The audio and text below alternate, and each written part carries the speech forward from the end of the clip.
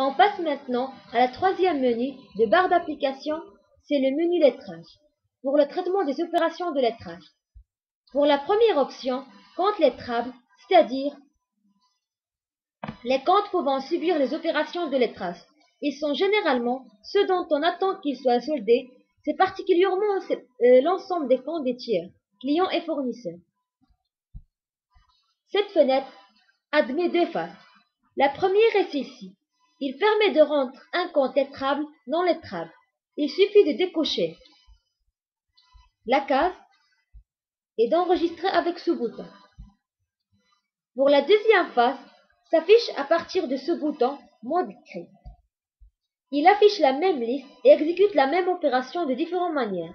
Par exemple, pour ajouter un compte à la liste, on utilise ce bouton. Il suffit de saisir le numéro de compte à ajouter. Par exemple, le compte 111. De confirmer et voici il est ajouté. Pour l'enlever, on utilise ce bouton. Voici il est enlevé. Cette fenêtre vous permet aussi d'ajouter plusieurs comptes à la fois à partir d'ici. On va saisir le début de compte qu'on veut l'ajouter. Par exemple, le compte débité par 11. Et voici, ils sont ajoutés. Pour les enlever, on utilise la même façon à partir d'ici. Et voici, il est enlevé. Pour revenir à la première face, il suffit d'utiliser ce bouton, mode liste. Et voilà. Et on ferme la fenêtre. Pour la deuxième option, tiers associé au compte lettrable, cette option sert à compléter les données relatives au compte des tiers. Elle est indispensable pour ceux qui utiliseront la déclaration de TVA. Cette fenêtre affiche la liste des tiers associés au compte lettrable. Vous avez la possibilité de le modifier. Par exemple, on va modifier quelques champs. Ici, le champ de nature des marchandises.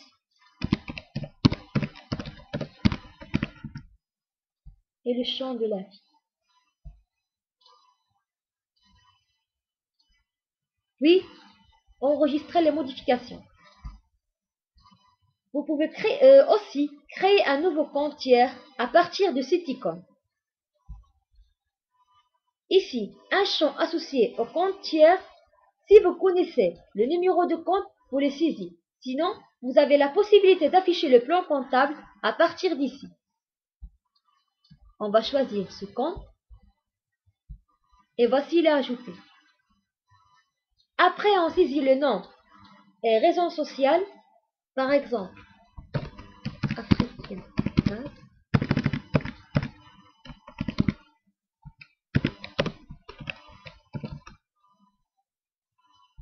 Le numéro fiscal.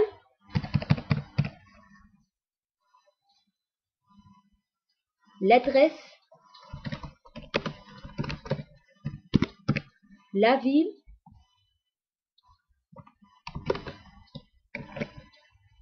Le code postal. La nature des marchandises.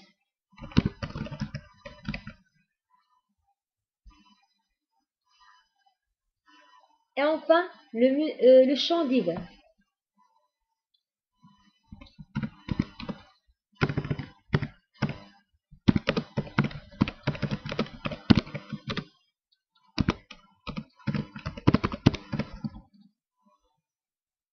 Et on enregistre les données. Ce bouton permet d'afficher la liste des tiers. Et voici le compte qu'on a saisi, il est ajouté.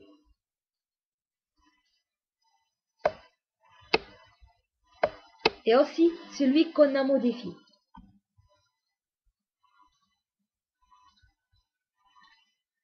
Pour les autres boutons de la fenêtre sont habituels, supprimer, fermer et imprimer.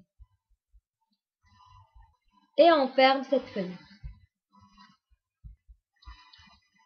Pour les deux options, compte lettré et compte non lettré, il affiche la liste des comptes lettrés ou les non lettrés. On passe maintenant à l'option Imputation non lettrée, lettrage manuel.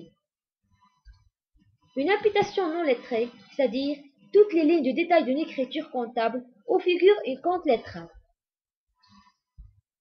Et pour l'option imputation lettrée, délettrage manuel, affiche le même tableau d'options précédentes. La différence entre les deux, il y a une colonne lettrée dans le deuxième au lieu du ABCD et le bouton qui permet de délettrage au lieu de ceux qui font le lettrage. Et on ferme les fenêtres. On passe à l'opération de lettrage équilibré. On peut l'accéder aussi à partir de cette icône. Cette fenêtre affiche le tableau d'opération. Vous avez le choix d'afficher soit les opérations équilibrées, non équilibrées ou toutes les opérations. Et aussi, vous pouvez délettrer les opérations. Pour le délettrage automatique, vous pouvez avoir recours à cette option lorsque vous avez traité un dossier volumineux ou vous avez une stratégie de ciser des écritures. Cette fenêtre s'affiche. Ici, normalement, l'endroit de liste des comptes lettrables qui ont été effectivement montés dans le dossier chargé. Aussi, Al-Hasib vous donne la possibilité de lettrer automatiquement les écritures en se basant sur la ressemblance des libellés. À partir de cette fenêtre, il présente les critères pour que deux libellés se rassemblent. S'ils sont identiques, ils ont commun des caractères ou ils ont commun un bloc de moins une valeur.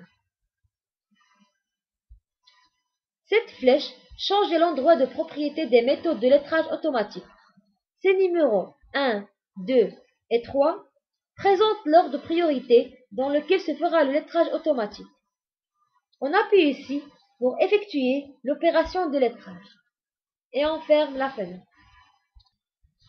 Pour le délettrage automatique, consiste à choisir un jeu des opérations de lettrage effectuées automatiquement ou manuellement et de les supprimer. Vous pouvez aussi enregistrer pour chaque opération de lettrage sa date de réalisation. Ici, pour supprimer les opérations de lettrage non équilibrées, cette case supprime les opérations de lettrage effectuées automatiquement. Ici, vous permet de choisir la période de l'opération. Ici, on sélectionne l'ensemble des comptes lettrables pour lesquels vous voulez enlever certaines opérations de lettrage. Par exemple, on va supprimer les opérations entre cette période